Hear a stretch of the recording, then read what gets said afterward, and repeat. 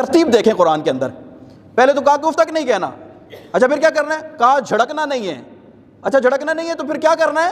کہا نرمی کے ساتھ بات کرنی ہے. تمہارا ایکسنٹ، تمہارا بات چیت کرنے کا انداز، تمہاری گفتگو ایسی جاذب نظر ہو کہ جب تو ماں باپ کے سامنے، اب یہ ماں باپ کے سامنے بات کرنے کی بات ہو رہی ہے، جب تو ماں اور باپ کے سامنے بات کرے تو تیرے منہ سے پھول جھڑیں، وہ تجھے دیکھیں محبت کی نگاہ سے کہ ہمارا بیٹا ہے ہم سے بات کر رہا ہے. کتنی عاجزی، کتنی انکساری کے ساتھ. تو دنیا کو جتنا بڑا افسر بن جائے، تو جتنا بڑا علامہ فہامہ بن جائے، لوگ تیری آمد پر کھڑے ہو جاتے ہیں، تیرا بہت زیادہ پروٹوکول ہے، لوگ تجھے بڑی عزت کی نگاہ سے دیکھتے ہیں، تیرا بڑا روب ہے، دبدبا ہے، لوگ تجھے بڑا مانتے ہیں، تیری بڑی واہ واہ ہے زمانے کے اندر.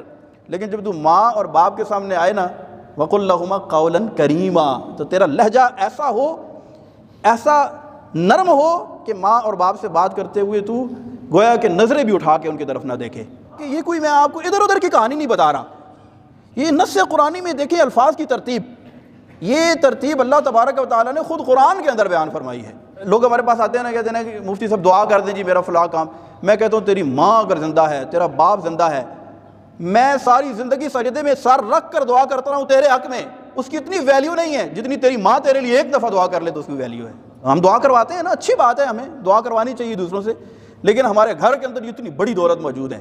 پر میں کہتا ہوتا ہوں کہ یہ دعا کروانے سے زیادہ نا ماں باپ کے دلوں سے کاش کہ ہم دعا نکلوانے میں کامیاب ہو جائیں. ہم ایسا عمل کریں، ماں اور باپ خود بخود، ہم رات کو سو رہے ہیں، وہ اٹھ کر اللہ کی بارگاہ میں مصلی بچھا کر ہمارے لیے دعائیں کر رہے ہیں.